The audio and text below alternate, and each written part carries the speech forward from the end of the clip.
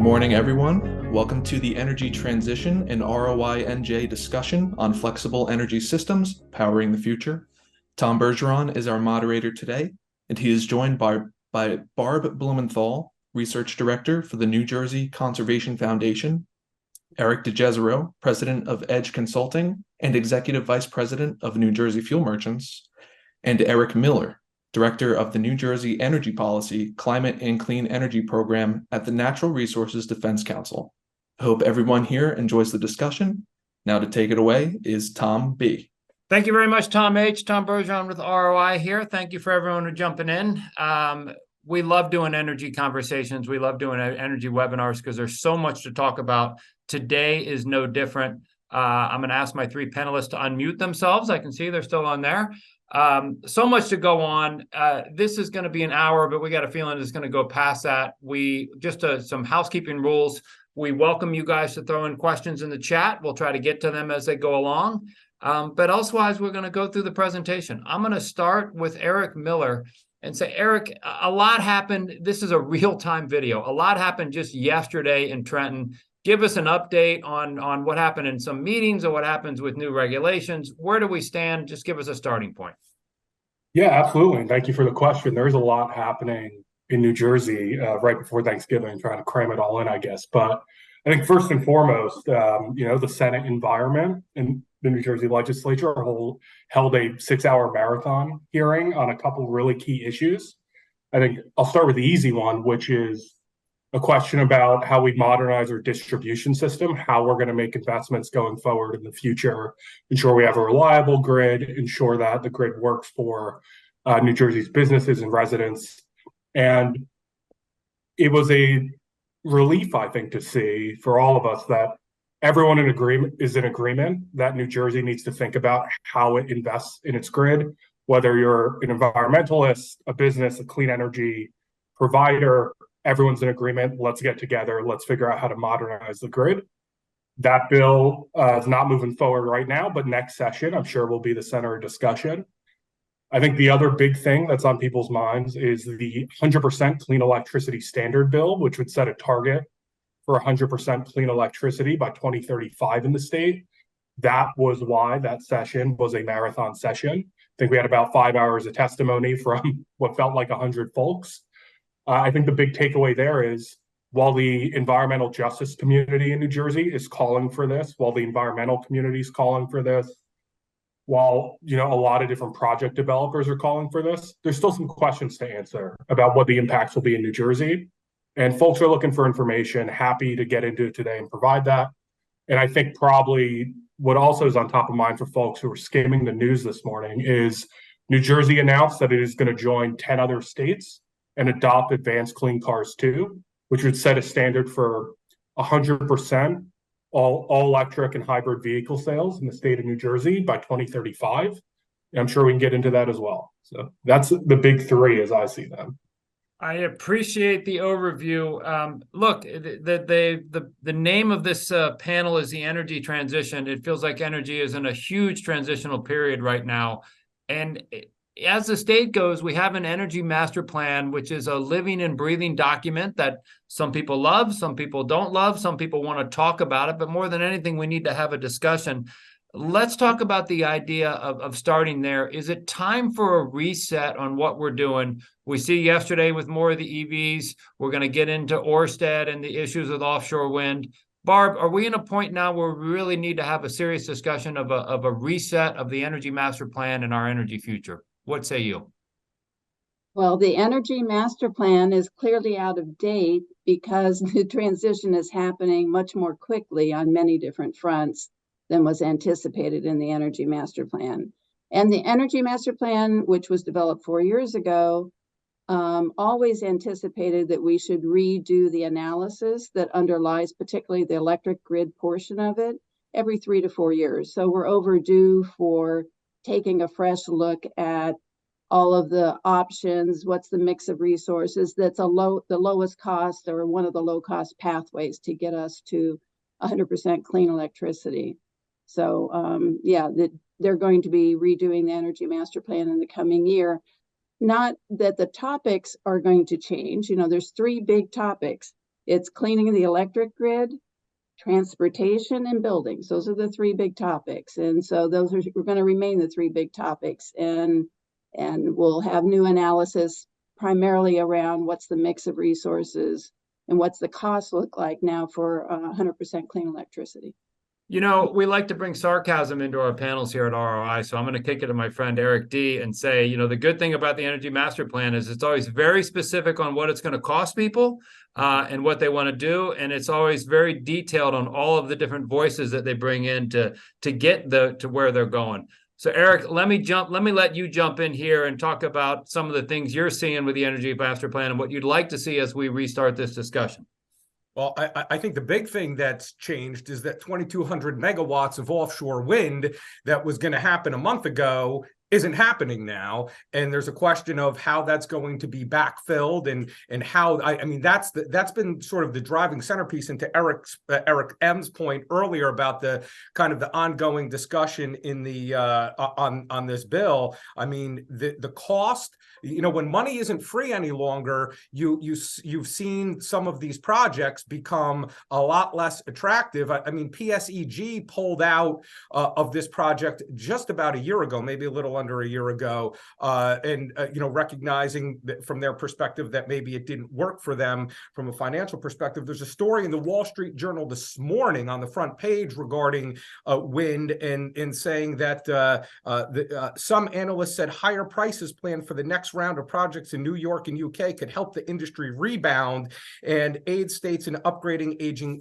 energy infrastructure. So you see that as long as it can get more expensive, it's going to be more attractive to developers, but it was already not attractive. I mean, the governor led a delegation of Northeast governors that were wind state governors asking the president a couple months ago for more money to help backfill this, I think in anticipation of the Ørsted announcement, and the president didn't come through with it. So you're looking at the cost really coming home to roost. And to the point that Eric made a moment ago about the cost of upgrading the grid, that bill says that we're going to appropriate $300 million to protect the ratepayers from this cost. The problem is that $300 million is coming from the taxpayers, and you know, I've got $1 in each pocket. So whether it's wearing your ratepayer hat or your taxpayer hat, there needs to be far more analysis of what this is going to cost before we do it, as opposed to doing it and figuring out the cost as we go along.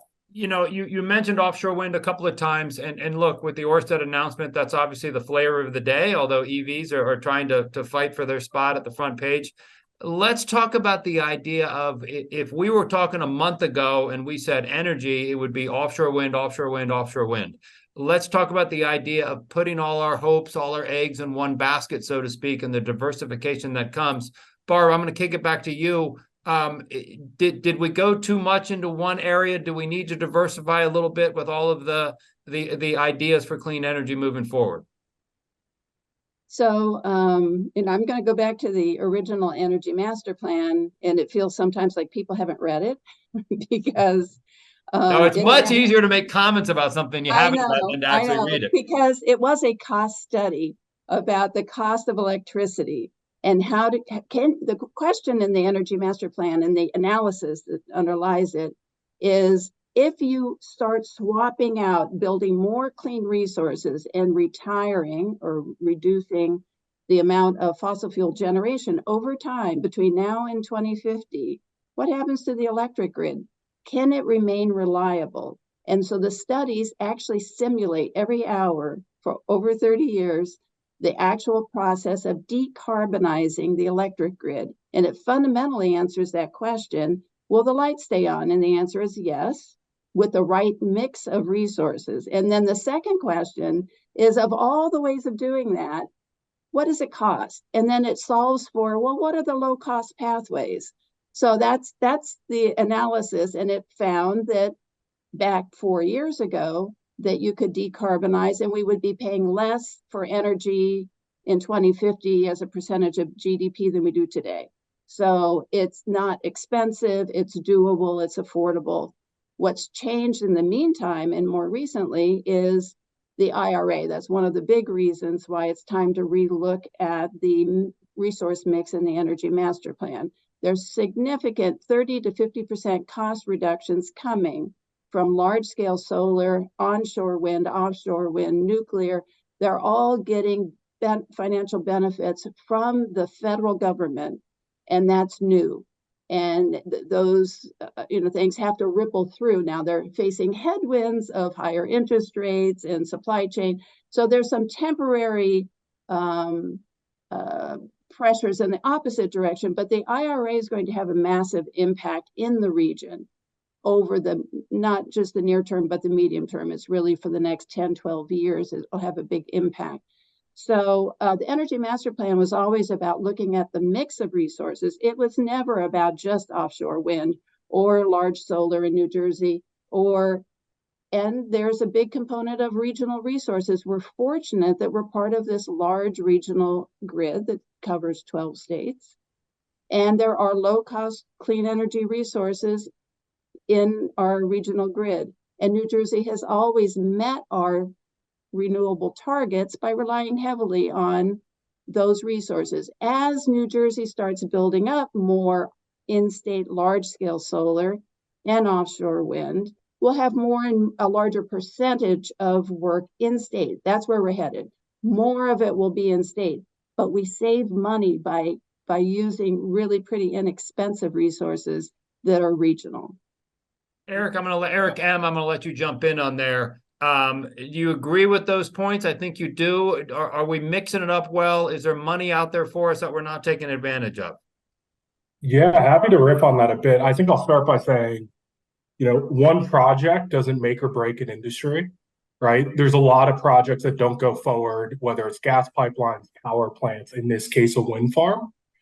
And New Jersey's done a very good job of, I think, one thing we need to keep in mind. We hear all the time in New Jersey that it's expensive to do business here. I'm going to go elsewhere, right? And I work in Pennsylvania, and in Pennsylvania, they say it's expensive here. I'm going to go elsewhere, to Ohio. In Ohio, they say Kentucky, and down the ladder until you end up, I don't know. Nobody says they're going to Kentucky. Come on. Yeah, nobody's willingly going to Kentucky. To Western Ohio, it gets talked around there.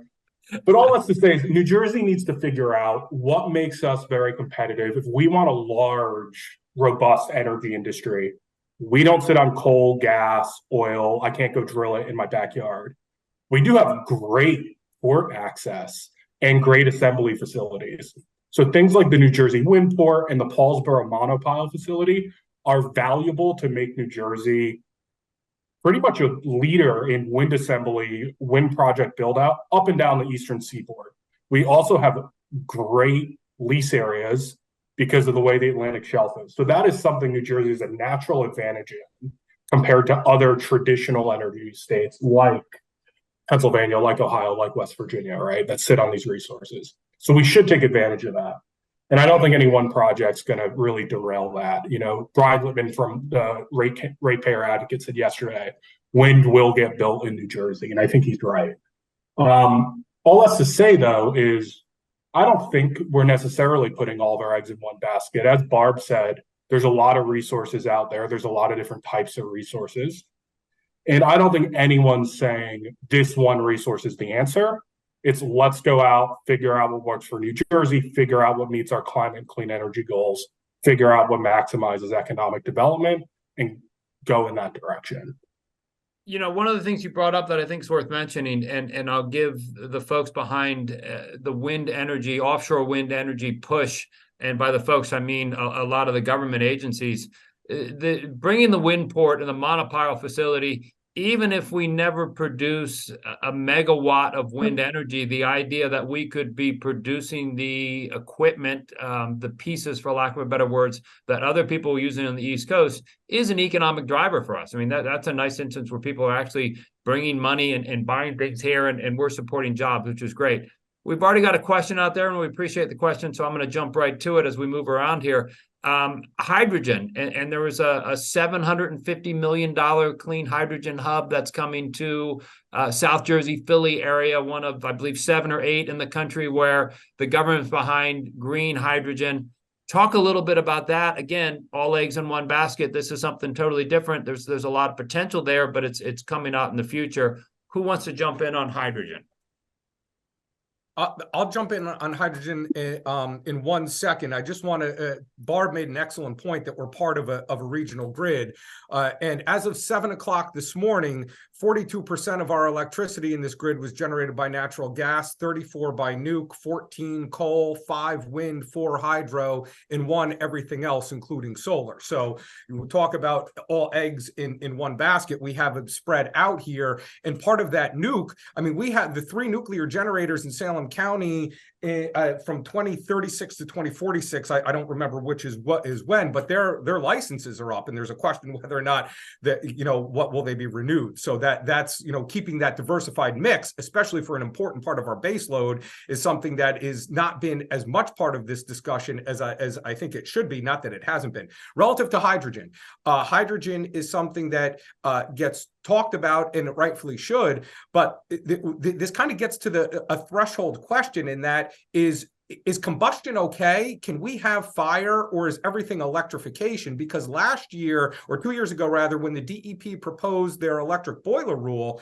hydrogen boilers were not allowed to be part of it because they emitted an air contaminant at the source of combustion. So if we're going to be looking on a going forward basis, I think it's important that hydrogen and all other, look, wind and solar are part of it. There's a lot of government money behind it, and it's going to stay behind it. It's not going anywhere. But the notion that hydrogen, I think, deserves more of a discussion, and there's an issue about cost and availability. I mean, there's all that's part of it, but we have to answer the threshold question: is combustion okay? And if it is, then we can look at all these different alternatives, of which hydrogen, certainly for larger industry and maybe for heavy transportation, is, from my vantage point, maybe a better answer than electrification only. I would love to take this moment to agree with some points that RD made, which is, can we just say that at ROI, we're bringing people together and everybody's agreeing with each other? Nobody had that on their bingo card today. We're 20 minutes in, and this is like an energy love fest, which is great. All right, Eric, keep the love going. What do you got? Yeah. So, right, hydrogen has a lot of uses in the United States economy. And right now we produce it by cleaving it off natural gas. We at NRDC have a big hydrogen team that is focused on this at the federal level and across the country. And there is a need for responsible green hydrogen production, make clean hydrogen, use it in sectors that are very difficult to electrify: chemical manufacturing, heavy industry, long-haul transportation. So we're overall cautiously optimistic about the role that the hydrogen hubs will play in filling those use cases. I do think, though, and to be clear on this, on the flip side, because hydrogen's hard to make, because it is expensive right now, we hope to make a lot more of it. Or clean hydrogen can be difficult to make. We don't have a ton of it. We need to make sure we use it in applications where we don't have another option, right? That's how NRDC is looking at this. Where we know hydrogen's probably not a good answer, we've done studies on this in multiple states, is blending it into pipelines and using it to cook an egg. There are much higher and better uses for hydrogen than that. So while I think we should look at how we can use hydrogen best, we already have a pretty good sense of probably where it's valuable and where it's less valuable. So let me jump to another question that we're getting in. And listen, we love it when viewers bring in the questions. We're here for you. That's great. This one comes in. I'm going to sound real smart here when I quote Rich.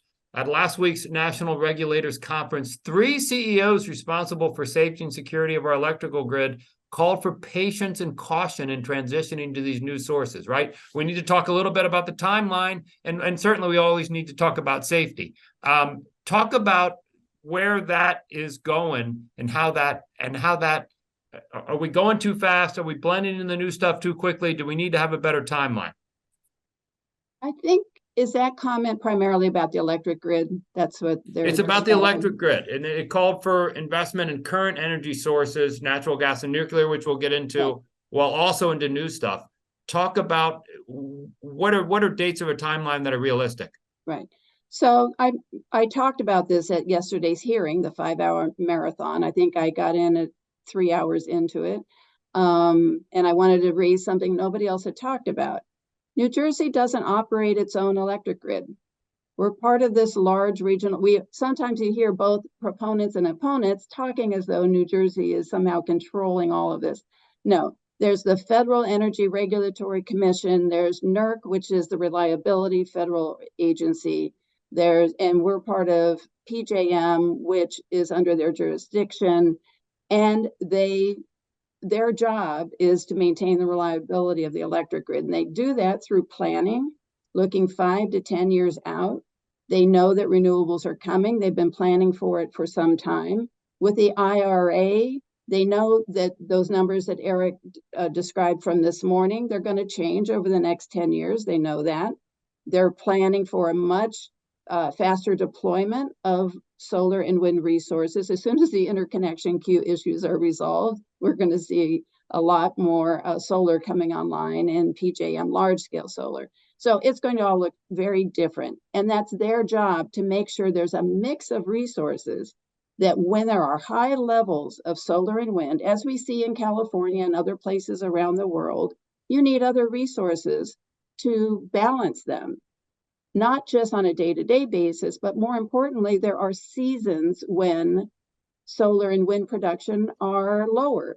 And so you actually need resources sitting on the sidelines that you can call on when that happens. So we call those, when we are decarbonizing, we call them their firm resources, but they're clean firm resources. We don't know which ones are going to be commercially viable, but we need to have pathways that allow for a whole range of options that could be the solution to keeping the lights on if we want to keep phasing out gas generation. So I guess the point is that the lights are going to stay on the same way they do today. Gas is going to play a role until there is something else. So down the road, 10, 15 years from now, we know there will be some other clean firm options, and we'll see which ones become the most cost competitive, most attractive ones to replace that last role that gas plants are playing in the grid. Before Eric D jumps out of his chair, I'm gonna jump into him first. We talk about the replacement. Eric, run by those numbers again. I think some people are confused on the idea that we can quickly take solar and wind and just eliminate natural gas. The numbers you were quoting before, the timeline on that, there's not a good balancing act here. I mean, it's great to bring in clean energy, but I think sometimes people discount just how much natural gas is doing, correct? Yeah, I mean, those are just, I mean, those statistics are updated, multiple times during the day by PJM, but by and large, I mean, if you look at them tomorrow or look at them yesterday, they're going to kind of sort of be in that same ballpark that, the plurality of our energy right now, 56% of it in the PJM grid is generated by gas or coal, with nuclear being the second at 34. So, I mean, the question is, how do you scale grid solar, if you will, and what's the cost? I mean, all of the talk has been in the past, say, month or so about the generation, Ocean Wind 1 and 2, but the cost to bring that onshore, right? So you've got the cost to generate it in the ocean, and then the point that Eric made earlier about the bill about upgrading the grid here for the distribution, but you've got that in-between part. There was an estimate earlier this fall, it would be about $1 billion in just cost to get it on shore for the offshore wind. So that's another aspect of, how much is it going to cost in the big picture, and how long is it going to take to make that transition? And are there ways to utilize natural gas at the generation level, whether it be renewable or it be hydrogen, whether it's green or blue hydrogen, to make sure that the lights stay on and stay on at an affordable rate. I think this is an important point to seize on costs, and what does this transition, especially transitioning our electricity generation, mean in terms of costs, and what does it actually do? I think there's this misconception out there that New Jersey setting 100% clean electricity target, which the legislation that was up yesterday would do, means like we're rolling around shuttering gas plants, and that's just not the case. Barb already said this, but right, different types of resources have different types of grid attributes, and one of the things that natural gas combustion turbines has is that you can call them up and say, run, turn on right now. In a 100% clean electricity scenario in 2035, the gas plants are still around to serve that reliability purpose, as Barb stated. Where we benefit greatly is like our bulk usage of energy kind of, up at kind of the baseline level. The amount of it that's clean, doesn't emit pollution, increases. As new technologies come online, that we have resources that look a lot like gas plants, but don't emit carbon, don't emit co-pollutants, or emit less co-pollutants. Those come online, those get developed.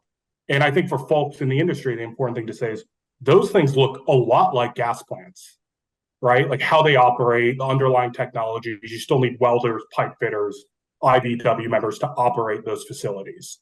So on the ground, it looks fairly similar. We've just upgraded our technology, just the same way we upgraded from coal in New Jersey to gas in New Jersey. I think the second thing is on the cost.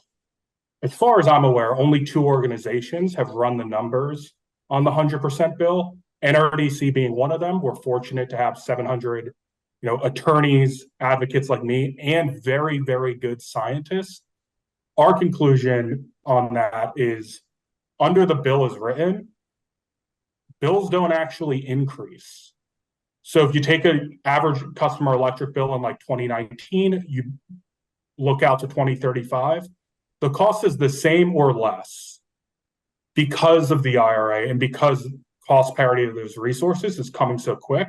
And that analysis is also supported by the Zero Lab at Princeton, which is probably one of the best organizations that looks at energy system modeling kind of nationwide, especially in the PJM region. And we're lucky that they're, at Princeton and here in New Jersey and spend some time looking at New Jersey. So I would say gas doesn't disappear overnight, and the cost, I don't think, is nearly as severe as folks make it out to be. I'm pondering the idea of seven. Go ahead, Barb. Yeah, I just want to jump in and kind of reframe. We have to step back sometimes and see what's happening in this larger transition. In the PJM grid of things that are waiting to connect, more than 90% of all the resources waiting to connect in PJM are clean resources. In the country, if you look at the interconnection queues, everything that's waiting to be developed can replace all generation currently in existence. It exceeds the amount, and those are clean resources. So this and there are parts of the United States, the Plain states, the Midwest, where these clean solar and wind, primarily wind resources, are lower cost than they're replacing coal and gas, not because of state policies, not because of a REC policy, not because of they care about climate change. I mean, maybe they do, but that's not what's driving it. It's markets. Those resources are lower cost and are replacing coal and gas plants. And the grid operators in the Midwest are having to deal with how do we plan for this transition. It's not even driven necessarily by state policy. It's just happening. So if you're in one of those regions, it's a no-brainer. The market is driving toward clean energy. We're in a region where it's pretty close to being market driven. There's a premium in the PJM region for clean resources, but it's a small premium. So, and it has benefits of lowering energy prices for everybody. So it's happening. We have long since passed the point where the cost of developing solar and wind onshore, which is different than starting a new industry offshore, that'll go through some bumps along the road. But this is happening. So that's why I pointed out that Eric looked at the data today, and 10 years from now, it'll be very different grid. And Barbara just made the point I was going to make about the distinction between onshore wind and offshore wind, and that the fact of getting the wind in the Plain States, if you go from Dallas to Bismarck, there's lots and lots and lots and lots and lots of wind there. It's getting it to New York and Los Angeles that's good, in Chicago that's the challenge. So, Eric, are you good on their costs? I mean, we're hearing that the cost is going to be okay and that we're good and that this is going to be market driven. I'd be surprised if you agreed with that. I mean, the only thing I can do is look at what the market said. You know, PSE and G with the ampersand is when we as ratepayers pay for something. PSEG is when the shareholders pay for something. And when the ratepayers pay for something like upgrading the Energy Strong post Sandy when interest rates were zero, PSE and G on our backs got 9 or 10% guaranteed rate of return. But when the investors had to put their money into the offshore wind, PSE&G is run by very smart people and are the darlings of Wall Street for a very good reason. They're a very well-run company and have been we're in our third century of them being a well-run company. They took their money and ran. That tells me that the market is not, the response is because of the IRA and government and the law, as opposed to the market being the one to drive it as it relates to offshore wind in our market. A lot of love for Ralph LaRosa and Ralph Izzo there. Eric or Barb, you want to counter what he just said there about the PSE&G, PSEG situation? Agreed?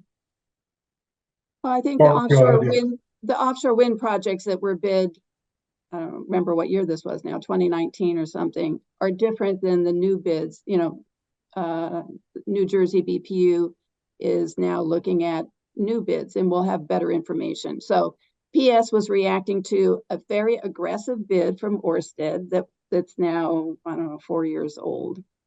Eric M? Yeah, sure. Yeah, I agree that PSE&G is a very well-run company. I think they know what they're doing. And you hit at a very key point in like this whole energy transition, which is on the regulated side of the business, the distribution utility, both the gas and electric side. We have decided as a society, like as 100 years of public utility law, that we want to guarantee rates of return for investments in the system. And I think that leads to another thing that was very well followed this summer, maybe not followed so much recently, which is the future of gas proceeding at the Board of Public Utilities, which is basically saying times are changing. How should we look at how gas utilities operate in the state of New Jersey on a 30, 40, 50-year basis? And as Eric D said, that's very important because their investments in the gas distribution system get like an 8 or 9% return. And if you add all that up, and we've done an analysis on this in New York, and you can do it in New Jersey, it is tens of billions of dollars that New Jersey businesses and residents are going to pay over a 50-year period. And I think the board took a really good step, which is let's evaluate what we want that system to look like. Because absent that, we're just going to keep investing, tens of billions of dollars in a system. And PSE&G has a rate filing at the board. I think they filed it in March to begin upgrading their system, the local distribution system, so we can cook eggs with the renewable natural gas that's coming out of the Middlesex County Utilities Authority and for hydrogen. So they are looking at developing the local distribution system to handle the next generation of natural gas. I think it's important to note on that, though, that the board made a decision to hold that filing. And I think rightly so. It's a $2.5 billion filing. In New Jersey, it costs $6 million a mile to replace pipe. The PSE&G service territory and other service territories in New Jersey have the most cast iron old pipe in the country. We have over 4,000 miles of it. So do the math, $6 million a mile, 4,000 miles to even just be able to inject that fuel. You can't inject that type of fuel today in that system.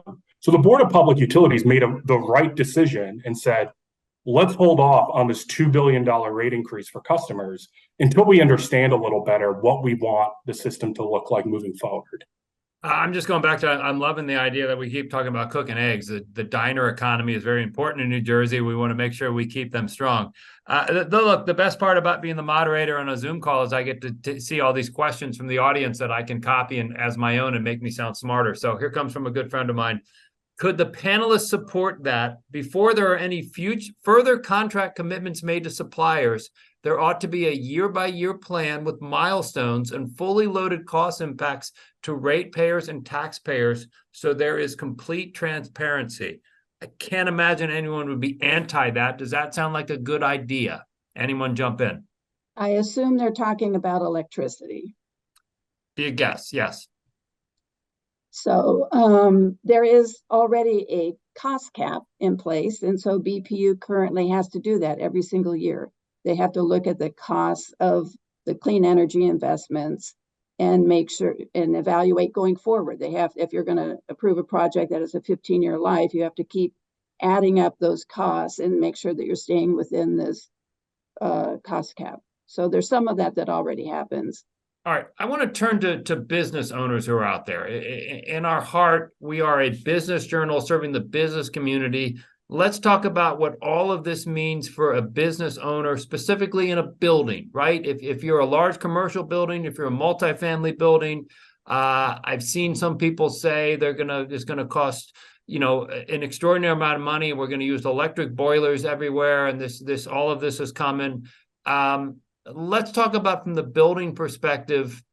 How does this impact someone, and should I be worried if I'm a business owner and a building owner? Barb, I'll go with you. So I think we're talking about, there's a fundamental policy question of how do you decarbonize buildings? And the Energy Master Plan and our position is that people should have a choice about how they do that, if they want to do that. And it turns out a lot of people in New Jersey are choosing to switch from gas appliances or fuel oil to electric appliances. So that transition is actually underway. A lot of commercial buildings, a lot of businesses are looking at how they can not just decarbonize if they have a carbon goal, but improve comfort in their buildings, improve safety, and reduce their energy bills. You may not know, but in some parts of New Jersey, it's very expensive to use gas. New Jersey natural gas, South Jersey gas, I have the data mainly about residential. Residential customers can reduce their energy bills by 41% in South Jersey gas territory by switching from a gas appliance to an electric appliance. That's because they have relatively higher gas rates compared to other places and relatively lower electric rates. And that's the formula for saving money. Saving $1,000 or $2,000 every single year is a big deal and I'm sure commercial buildings would be, if you're in the same territory, you're going to see the same scale of cost savings. So I don't know if that's answering the question, but commercial buildings in much of New Jersey can save a lot of money. At the recent gas rates, we redid our analysis based on last winter's gas rates, which, as we know, gas prices went up 51% over the last 2 years. You could save money everywhere in New Jersey based on last winter's gas rates.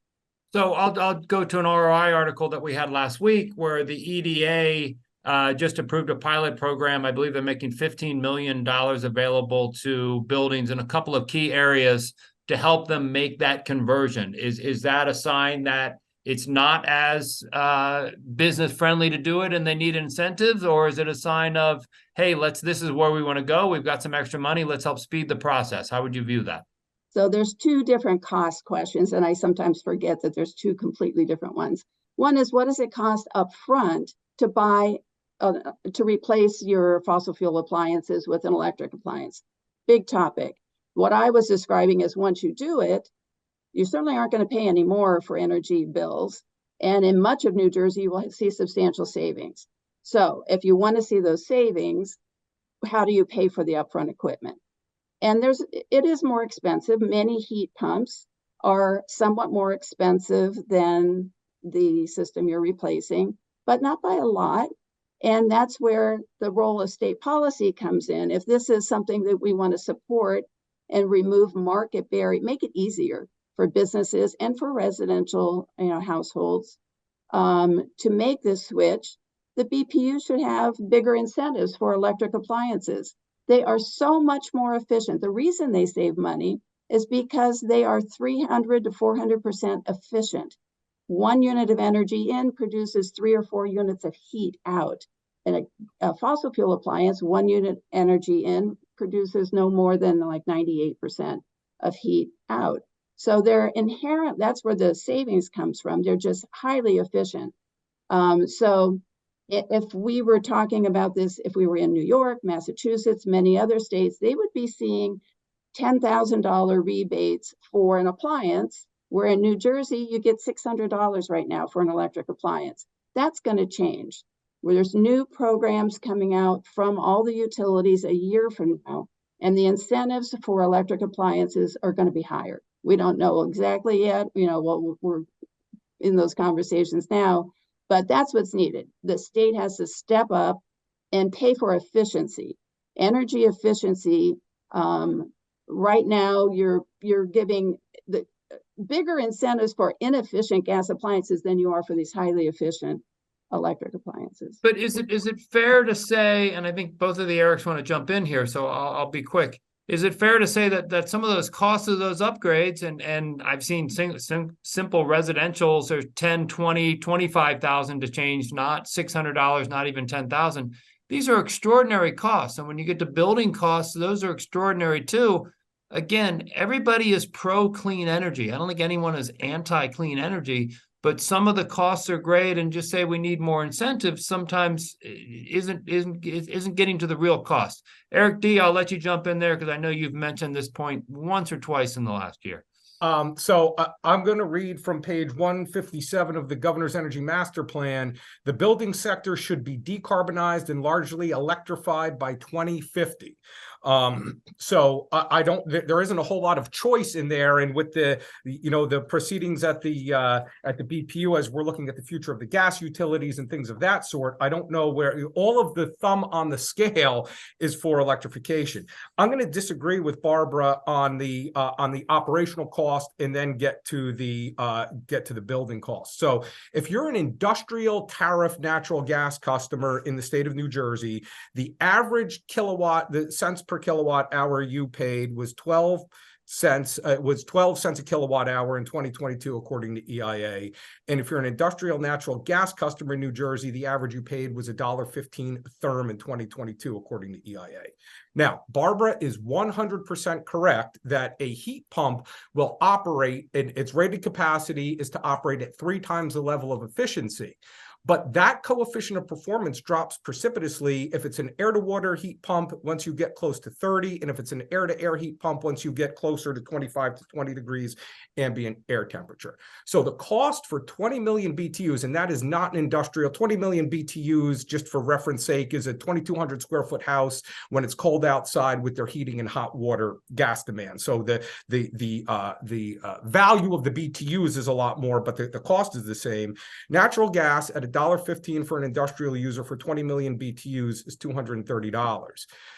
Using a heat pump coefficient of performance, using that 12 cent per kilowatt hour number, is $234. So it's the same, but when it's cold and that heat pump coefficient of performance drops to 2, it's now doubles, $475 to run on electricity.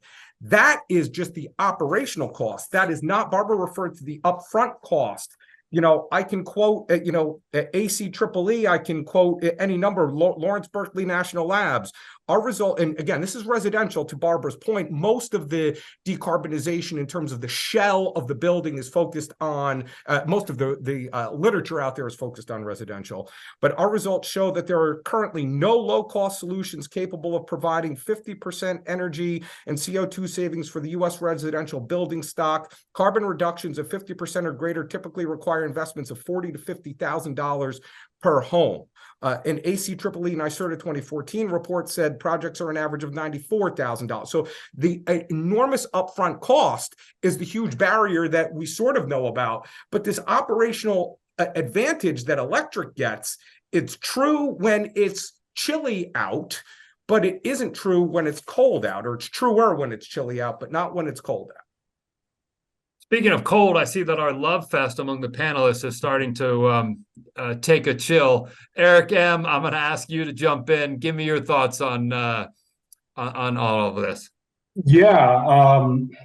So I always love, the chilly versus cold conversation in a state like New Jersey. Like, I go check my mail in the winter and I'm like parked up, eyes covered with those glasses you see people when they're on Arctic expeditions.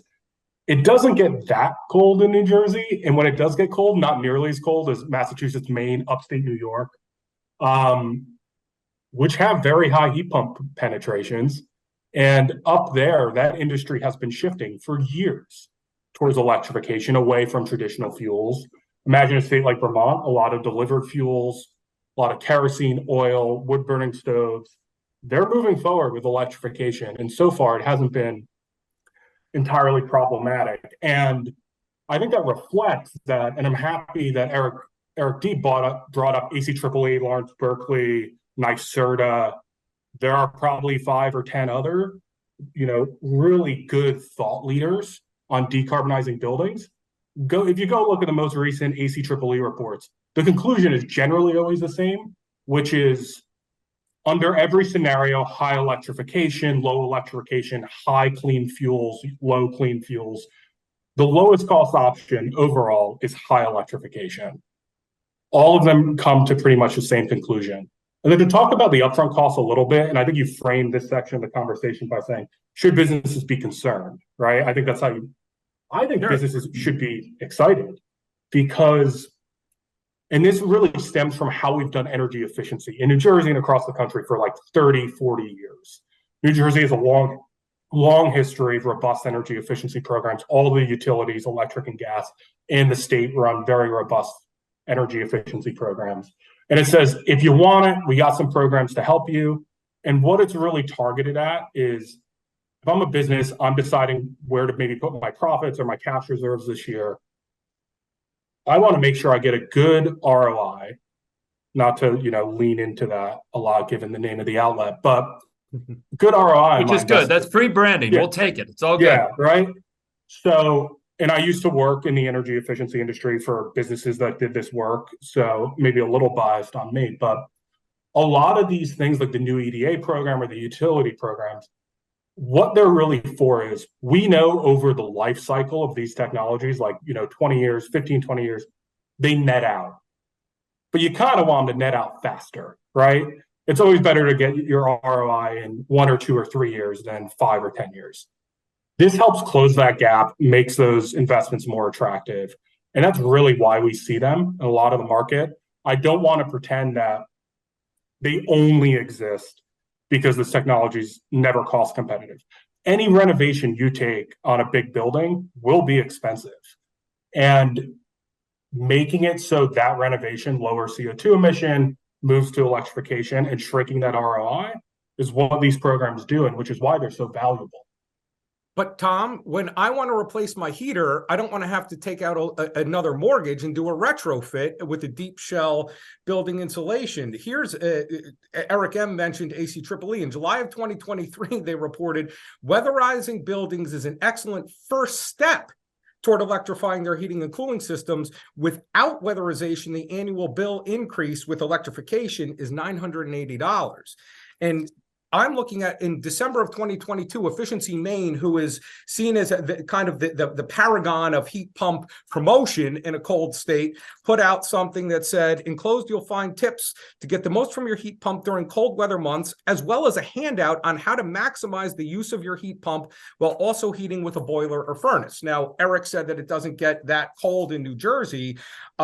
Last Christmas, hopefully on December 23rd, we were all too busy with revelry, and we missed the email from our utilities that received notification from PJM saying, please turn down your thermostat and unplug your unnecessary lights, i.e. your Christmas lights, because it's cold out and the grid can't handle the demand. So, when I think of reliability, please let me riff on that. Winter Storm Elliott has been studied to death, and it was a failure of gas plants. Yeah, failure of gas plants. And this goes back to our earlier conversation, which is what do we want on the grid? In Texas, Winter Storm Elliott, renewables did a good job of showing up. And I think we need to ask ourselves, is gas as reliable as we think? If it can, we show up? I'm not questioning the source of generation. I'm questioning the distribution system, which, regardless of what it is you're generating the electricity from, is where the challenge is. And, with regards to reliability, I know that I want to maintain and feel comfortable at a set temperature, regardless of what the ambient air outside the house is. And heat pumps definitely have a challenge the colder that it gets with that. Well, I'm going to take the temperature of this conversation down, cliche number one. And two, I'm going to bring good news for all of us on cost cutting, because Eric, you're going to save money because the state's going to come and take your electric appliance away anyway. And I think that's going to be free of charge. So you're going to save money there. All right, that levity aside, I'm going to go to another question from the audience where, again, it's going to make me sound smarter. My friend Rich asks, New Jersey residents, and this is to the ROI, New Jersey residents already have invested $17 billion with a B dollars in the utility gas distribution systems. Holding off on future gas investments flies directly against the advice of those responsible for grid reliability and safety, whoever those gremlins are. Many states continue to invest in that reliability. Why should New Jersey hold off when we need it most, especially when we're investing in technologies that are not yet ready for prime time yet? Again, are we throwing good money after bad? Are we continuing old policy? Are we transitioning? All of that. Who wants to jump on the $17 billion investment? Eric or Barb, I'll start with you guys. So they're talking about investments in the gas distribution network, what Eric M. was talking about earlier. So there's a transition underway. And people are choosing, throughout the Northeast, are choosing to switch to electric appliances. It's happening more quickly in some states than in others. But it poses a real problem for the gas distribution system. No, I'm sorry. Let me cut you off. Then, when you say people are choosing, what are the numbers on that? How do you back that up? From the fuel merchant's own internal newsletter from July, they describe how scary the future is, and they say we have lost 25% of our market share in the last decade. That's 1.4 million customers based on economics and cost. Eric D's favorite topic, chose to switch because heating with fuel oil or delivered fuels is too expensive. So they've lost 25% of their market share. It's not going to be any prettier for the next decade.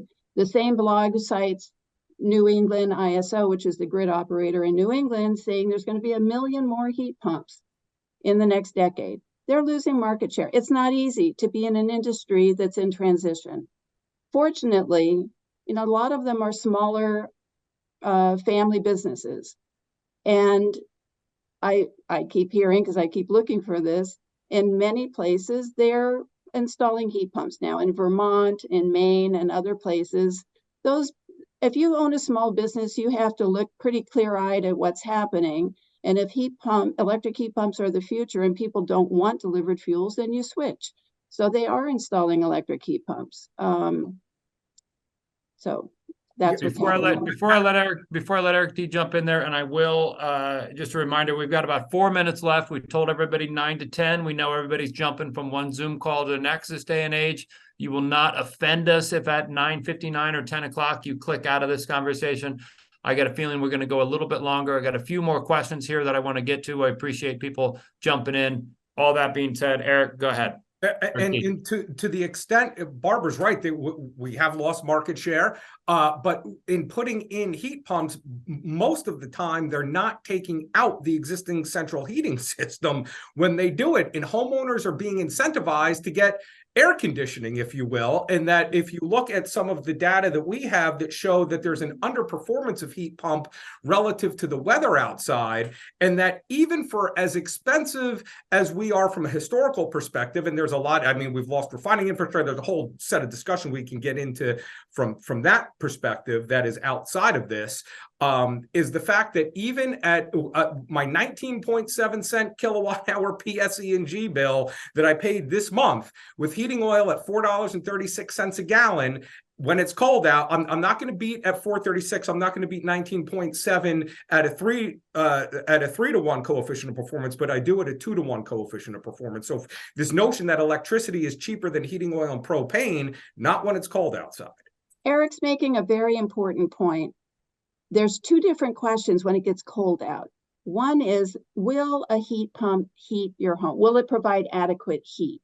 The other one is, at 5 degrees or -4 or whatever the number is, will you save money? So those are two different conversations. So the answer to the first one is yes, you can size a heat pump, just like not every gas furnace provides enough heat for a home if it wasn't sized properly. Can I give you my personal example? Just a few months ago, replaced my air conditioner because it died, and I have more than one with a gas boiler. So the strategy, so I got for $10,000, I could replace my air conditioner with a new one. For $14,000, I could replace it with a high-performing heat pump. I upsized it so it would be bigger to provide all the heat I need. So I paid $18,000. So that's the price difference. I could have just done an air conditioner for $10,000. I paid $18,000 in order to get a large enough unit that provides all the cooling I need and all the heat I need. And I do that again, and then I'll be able to take out my gas boiler. So in places like Maine and Massachusetts, they didn't necessarily require people to take it out, but like me, I'm not taking it out yet, but I will. And people are gaining experience.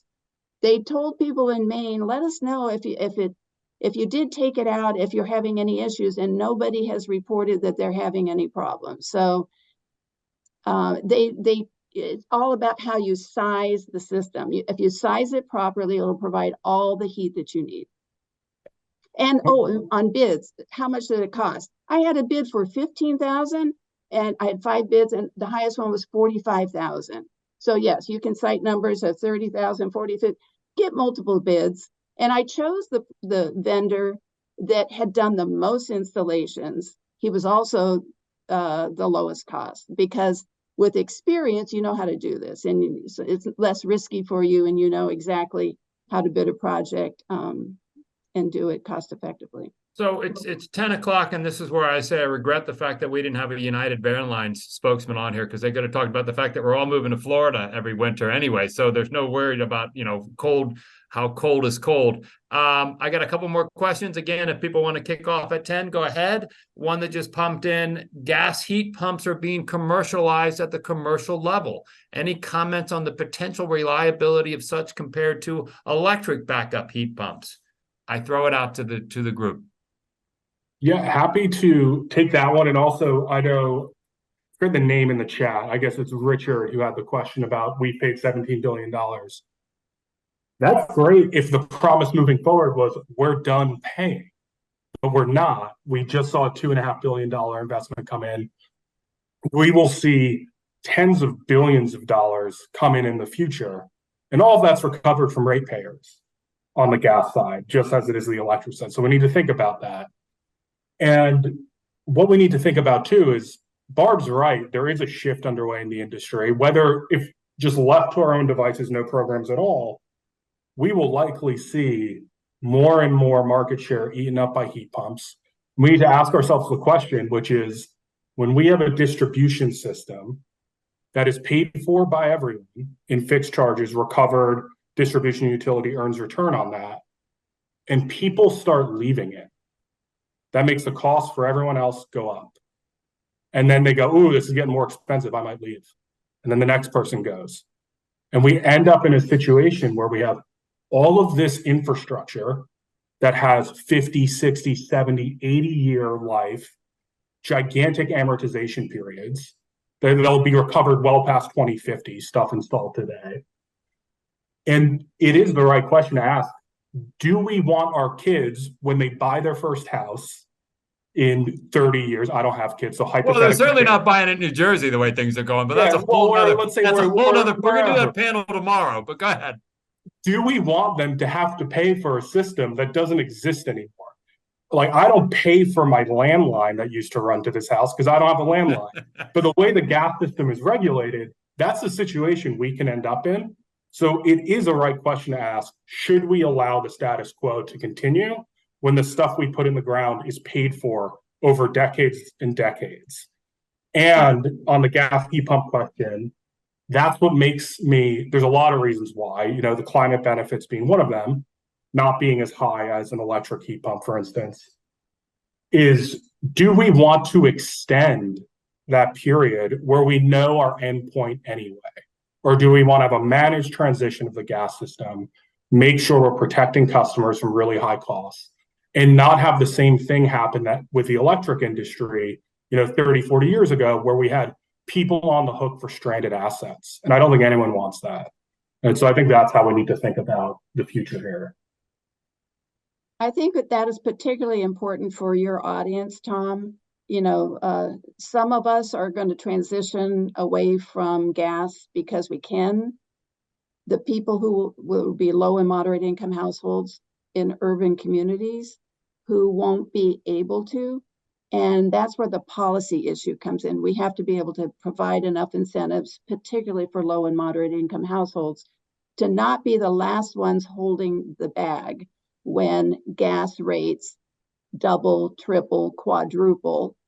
As the BPU did a ratepayer impact study, and that's exactly what they found by 2030, gas rates are going up. We're not talking about commodity gas prices. We're talking about this effect of the little bit of electrification is going to push up gas rates, even by 2030. Businesses should care about that. So they need to start thinking, looking ahead, gas rates are going to escalate.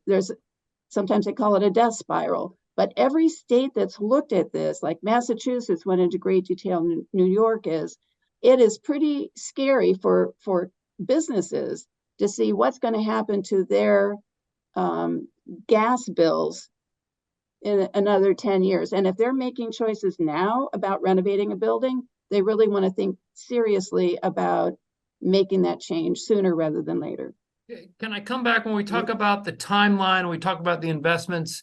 I'll go back to the grid, and forgive me for bringing this up again. Can we handle all this electrification? It doesn't seem like we're anywhere close to doing that. And as you point out, we're in a regional grid. Is that something that needs to get more discussion before we make some of these changes? So let me start it. There's two different questions. One is there enough generation to supply the electricity? That's the regional grid. And we talked about the fact that PJM has to plan for this. And yes, they're planning. There will be generation. The more difficult, but just saying they need to plan, that sounds like a lot of dollars to plan to make this work, right? Is that an upgrade for them? No, this is just generation comes on the system all the time. It doesn't necessarily increase costs, it can reduce costs. So, they have capacity markets to make sure that there's enough generation on the system to provide reliability. The bigger question is the distribution, the local distribution system. Can it handle increased volume? And Eric Miller has a lot to say about that. He's pretty immersed in demand response. There's a lot of pieces of that puzzle that have to be put into place. So we have real work to do in New Jersey on our piece of that. That's what that grid modernization is about, demand response programs. Yeah.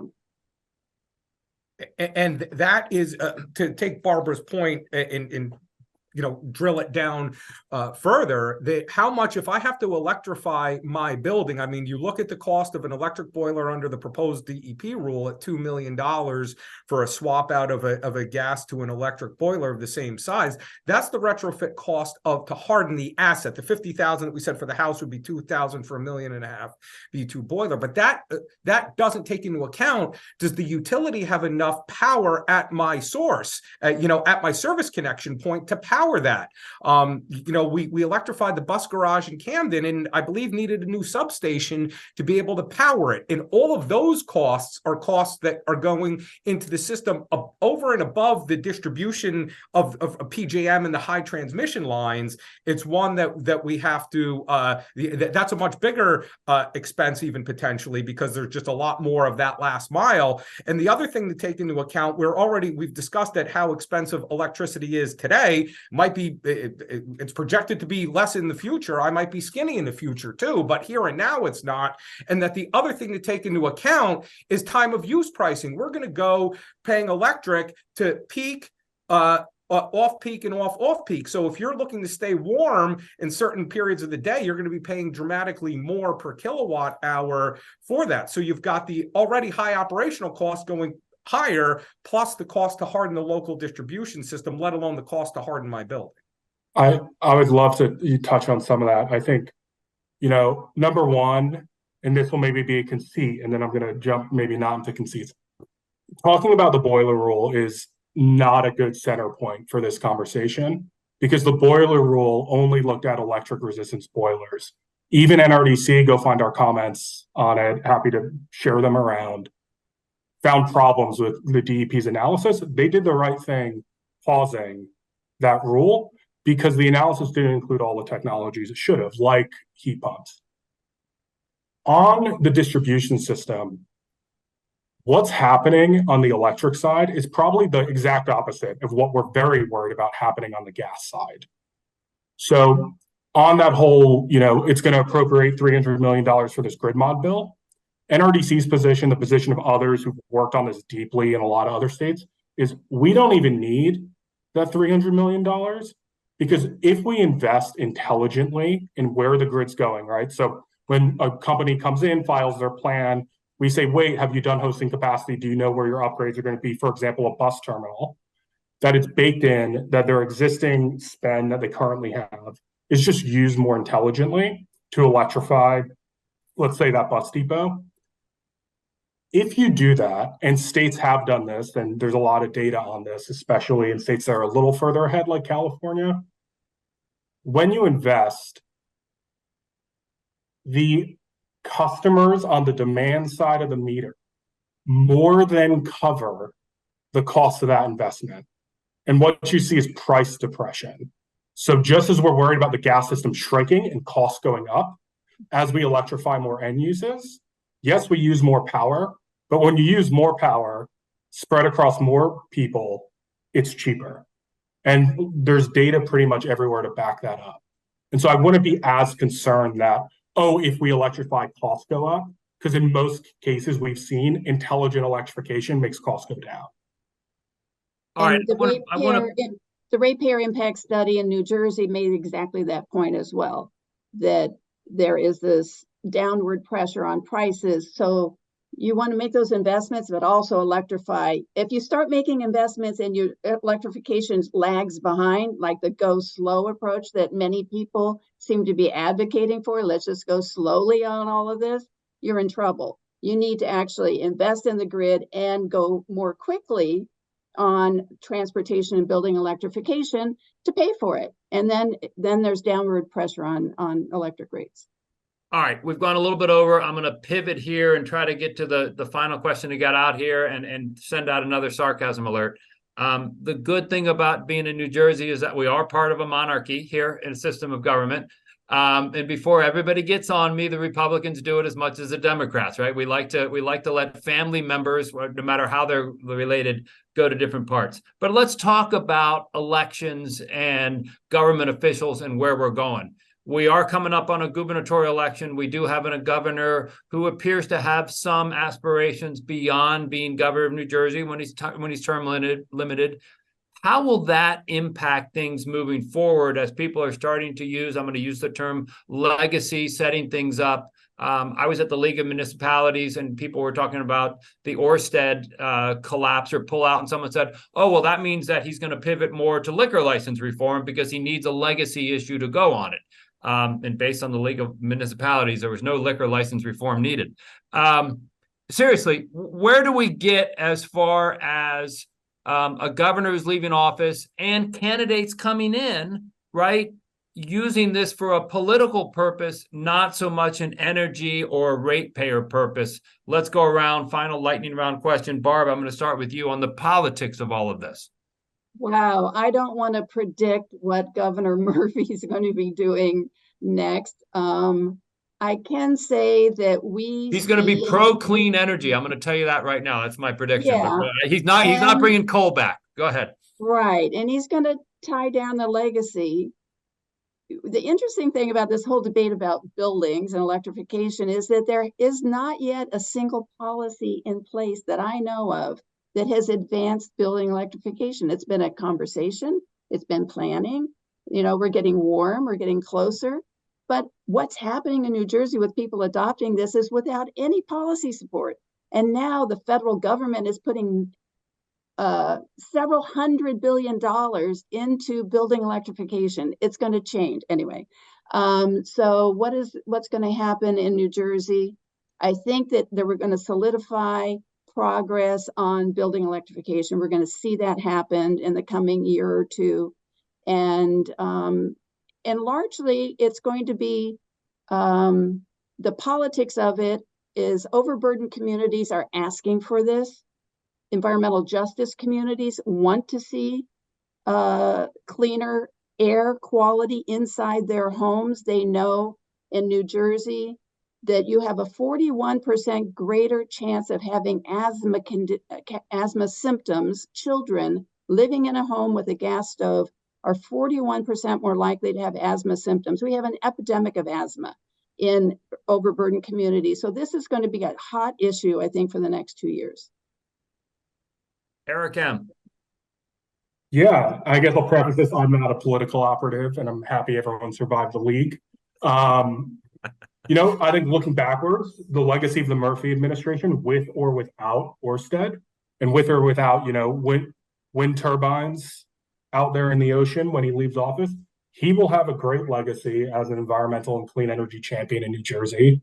We've done a lot since the passage of the Clean Energy Act in 2018 to advance building electrification, planning, as Barb will say, energy efficiency, electric vehicles, clean energy generation. And I think that's all to be applauded, and it's had a big impact.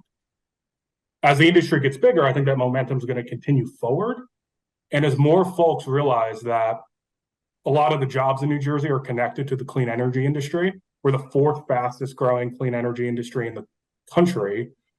The clean energy industry has grown at, I think, about 2.5 times faster than the rest of the New Jersey economy. It's where the jobs are going. It's where the businesses are going. There's a lot of companies that are starting to enter New Jersey because they see a more favorable regulatory environment in that space. And I think it's going to take a couple of years to see that benefit, but it's definitely going to be there.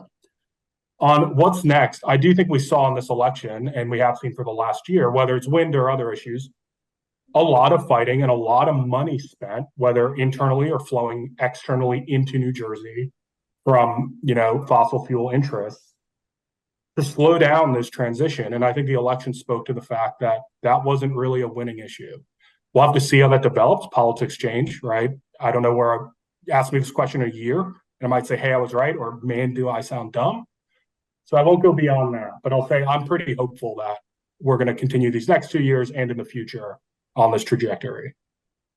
I know it's my job to sound dumb, so I'll take that reign. I'm going to go to Eric D., who's been a great sport. God bless. I feel like you've almost been 2-on-1 here. Listen, all of you guys, this is what we need to do. We need to have open, honest conversations where we throw things back and forth, right? This was all good.